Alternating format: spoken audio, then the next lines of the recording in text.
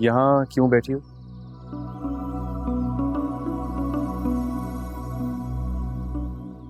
Mood खराब है? इस घर में मूड खराब करने के सिवा कोई और काम है किसी को? अब क्या हुआ है? मुझसे क्या पूछ रहे हो? क्या हुआ? कुछ ना कुछ होता ही रहता है इस घर में। एक कॉफी के मग के लिए 2-2 घंटे इंतजार करना पड़ता है मुझे। कोई हैसियत नहीं है इस घर में मेरी। इतनी इंसल्ट की है ना आंटी ने कुक के सामने मेरी। पूछो ना आंटी से जाके क्यों कर रही है वो मेरे साथ ऐसा। वो तो चलो मुझे इस घर का फर्ज समझती ही नहीं है, लेकिन एटलीस्ट सर्वेंट्स के सामने तो मेरी इंसल्ट ना करें। आखिर कब तक? आखिर कब तक चलेगा यार ये सब? एग्जॉस्ट हो गया हूं मैं। ऑफिस से जल्दी आया था कि घर आके थोड़ा सा रेस्ट कर लूंगा, लेकिन आते ही कोई ना कोई न्यूज़ मिल जाती है कि तुम दोनों की लड़ाई हुई भी या कोई बहस छिड़ी हुई।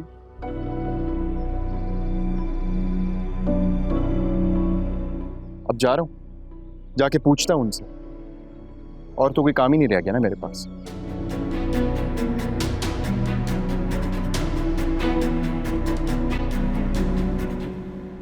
जी जी, मुझे बिल्कुल याद है, मैं आ जाऊंगी। आपको रिमाइंड करवाने की जरूरत नहीं है। हाँ चलें ठीक है, होती है मुलाकात फिर। खुदा हाफिज।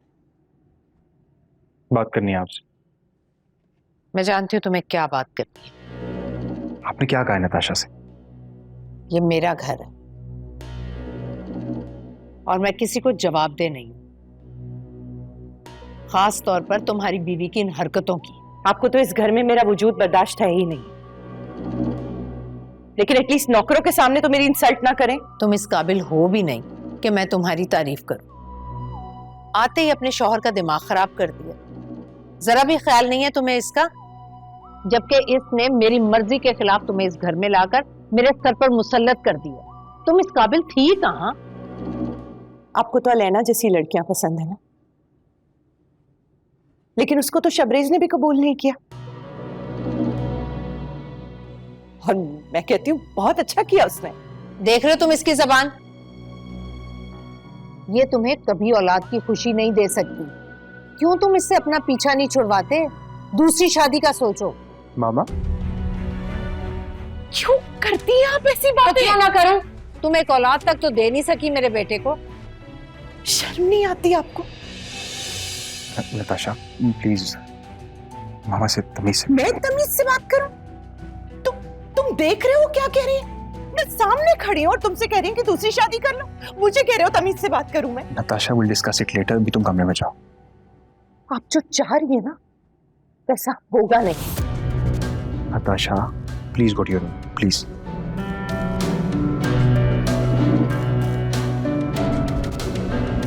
देख लो तुम्हारे सामने इतनी बदतमीजी कर रही है तो सोचो तुम्हारे पीछे क्या क्या नहीं करती होगी।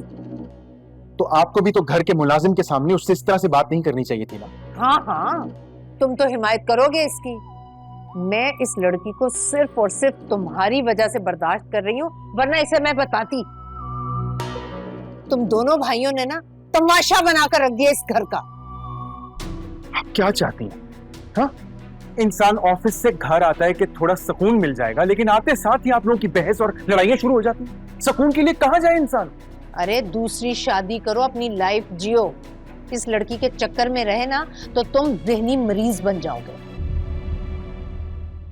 मामा ऐसा हरगिज नहीं होगा।